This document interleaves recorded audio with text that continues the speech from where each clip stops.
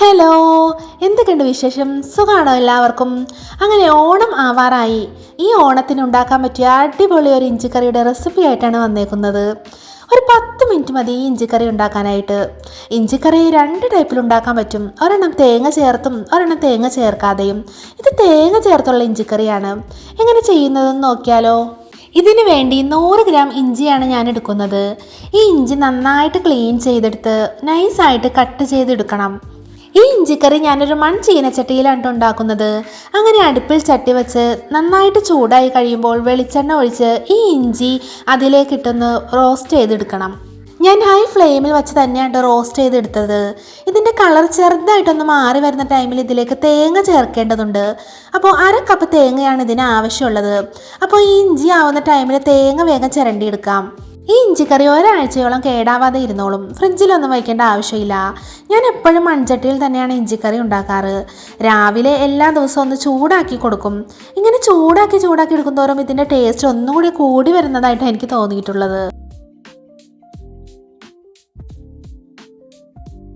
അങ്ങനെ ഇഞ്ചി ചെറിയൊരു കളർ വ്യത്യാസം വന്നിട്ടുണ്ട്.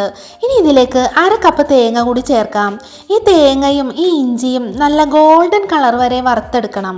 ഈ ഇഞ്ചിക്കറിക്ക് വേണ്ടി നമ്മുടെ വീട്ടിൽ സ്ഥിരം ഉണ്ടാകുന്ന ഐറ്റംസ് മാത്രം മതി ഉണ്ടാക്കാനായിട്ട്. ഇപ്പോൾ വീട്ടിൽ കുറച്ച് കറിയൊക്കെ കുറവാണെങ്കിൽ ഇതേപോലെ ഇഞ്ചിക്കറിയൊക്കെ ഉണ്ടാക്കി കഴിഞ്ഞാൽ പിന്നെ വേറെ ഒന്നും ആവശ്യമില്ല. ഈ ഇഞ്ചിക്കറി മാത്രം മതി ചോറുണ്ണാനായിട്ട്.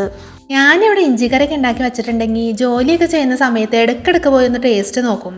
ടേസ്റ്റ് നോക്കി അത് പകുതിയാവും. തീരുന്നത് അറിയൂല. ഇടയ്ക്കിടയ്ക്ക് ഇങ്ങനെ കഴിച്ചുകൊണ്ടിരിക്കാൻ തോന്നും. അങ്ങനെ തേങ്ങയും ഇഞ്ചിയും നല്ല ഗോൾഡൻ കളറായിട്ട് വന്നിട്ടുണ്ട്. ഇനി ഇതിലേക്ക് 1/2 ടീസ്പൂൺ മഞ്ഞൾപ്പൊടിയും 1/2 സ്പൂൺ മുളക് പൊടിയും 1 സ്പൂൺ മല്ലിപ്പൊടിയും ചേർത്ത് നന്നായിട്ടൊന്ന് മിക്സ് ചെയ്തെടുക്കണം. ഇത് ചൂടാറാനായിട്ട് മാറ്റി വയ്ക്കാം. ഇനി ഇതിലേക്ക് പുളിയുടെ ആവശ്യമുണ്ട്. ഒരു ചെറിയ നെല്ലിക്ക വലുപ്പത്തിലുള്ള പുളി എടുത്ത് വെള്ളത്തിലിട്ട് വയ്ക്കണം. ഈ തേങ്ങ നന്നായിട്ട് ചൂടാറിയതിന് ശേഷം മിക്സിയുടെ ജാറിൽ ഒന്ന് പൊടിച്ചെടുത്തതിന് ശേഷം കുറച്ച് വെള്ളമൊഴിച്ച് നന്നായിട്ടൊന്ന് അരച്ചെടുക്കണം. നല്ല പേസ്റ്റ് പോലെ ഇരിക്കണം. ഇനി പാൻ അടുപ്പിൽ വെച്ച് 1 സ്പൂൺ വെളിച്ചെണ്ണ ഒഴിച്ച് നന്നായിട്ട് ചൂടായി വരുമ്പോൾ അതിൽ കടുകിട്ട് പൊട്ടിച്ചെടുക്കണം. ഇഞ്ചിയും തേങ്ങയും വെളിച്ചെണ്ണയിൽ നന്നായിട്ട് റോസ്റ്റ് ചെയ്തെടുത്തത് കൊണ്ട് ഇപ്പോൾ കടുക് പൊട്ടാനുള്ള വെളിച്ചെണ്ണ മാത്രമാണ് ഞാനിപ്പോൾ ഒഴിച്ചിട്ടുള്ളൂ.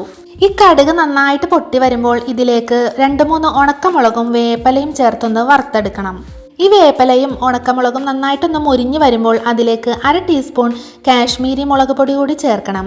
അതിനുശേഷം ഇതിലേക്ക് നമ്മൾ അരച്ച് വെച്ചിരിക്കുന്ന അരപ്പ് ചേർത്ത് നന്നായിട്ടൊന്ന് മിക്സ് ചെയ്തെടുക്കുക. ഈ അരപ്പിലേക്ക് പുളിവെള്ളവും ഉപ്പും ചേർത്ത് നന്നായിട്ടൊന്ന് മിക്സ് ചെയ്തതിന് ശേഷം കുറച്ചുകൂടി വെള്ളം ഒഴിച്ച് നല്ല ലൂസാക്കി എടുക്കണം. അതിനുശേഷം ലോ ഫ്ലെയിമിൽ വെച്ച് നല്ലോണം വറ്റിച്ചെടുക്കണം. വറ്റി വരുമ്പോൾ ഇതിൻ്റെ കളർ നല്ല ബ്ലാക്ക് ആയിട്ട് വരും. ഇനി ഇതിലേക്ക് ചേർക്കേണ്ടത് ശർക്കരയാണ്. ശർക്കര നിർബന്ധമായിട്ടും ചേർക്കേണ്ട കാര്യമാണ്. ഇഞ്ചിയുടെ കുത്തൊന്നും ഇല്ലാതിരിക്കാൻ വേണ്ടിയാണ് ശർക്കര ചേർക്കേണ്ടത്. അത് പൊടിയായിട്ടോ പാനിയായിട്ടോ ഒക്കെ ചേർക്കാം. എങ്ങനെയാണെങ്കിലും കുഴപ്പമില്ല. ഈ ഒരു സമയത്ത് ടേസ്റ്റ് നോക്കി പുളിയുടെയോ ഉപ്പിൻ്റെയോ കുറവൊക്കെ ഉണ്ടെങ്കിൽ നമുക്കത് ചേർത്ത് കൊടുക്കാവുന്നതാണ്. അങ്ങനെ ലോ ഫ്ലെയിമിലിട്ട് നന്നായിട്ടൊന്ന് വറ്റിച്ചെടുക്കണം. വെള്ളമൊക്കെ വറ്റി വരുമ്പോൾ അതിൻ്റെ വെളിച്ചെണ്ണ നന്നായിട്ട് തെളിഞ്ഞു വരും. ഈ തെളിഞ്ഞു വന്ന വെളിച്ചെണ്ണ നല്ല റെഡ് കളറായിട്ട് ഇരിക്കാൻ വേണ്ടിയാണ് കടുക് പൊട്ടിച്ചപ്പോൾ 1/2 ടീസ്പൂൺ കാശ്മീരി മുളക് പൊടി ചേർത്തത്. അത് ചേർക്കാതിരിക്കരുത്. നല്ല റെഡ് കളറായിട്ട് ഇരിക്കാൻ വേണ്ടിയാണ് അങ്ങനെ ചെയ്യുന്നത്. ഈ ഇഞ്ചിക്കറി 1 മാസത്തോളം കേടാവാതിരിക്കാൻ വേണ്ടി ഒരു ടിപ്പുണ്ട്. എന്താണെന്നറിയോ? ഇതിൻ്റെ ലാസ്റ്റ് ഒരു 1/2 സ്പൂൺ സുർക്ക കൂടി ചേർത്താൽ മതി. അപ്പോൾ 1 മാസത്തോളം ഇത് കേടാവാതെ ഇരുന്നോളും. അങ്ങനെ ഇഞ്ചിക്കറി റെഡിയായി വന്നിട്ടുണ്ട്. എന്തെളുപ്പത്തിനാണല്ലേ ഉണ്ടാക്കിയെടുത്തത്. എല്ലാവരും ഈ ഓണത്തിനൊന്ന് ട്രൈ ചെയ്ത് നോക്കിയിട്ട് അഭിപ്രായങ്ങളൊക്കെ പറയണം. ഇനി വേറൊരു ഈസി റെസിപ്പി ആയിട്ട് വരാം. എല്ലാവരും ഒന്ന് സപ്പോർട്ട് ചെയ്യണം. സബ്സ്ക്രൈബ് ചെയ്യാൻ മറക്കരുത്. ഓക്കേ.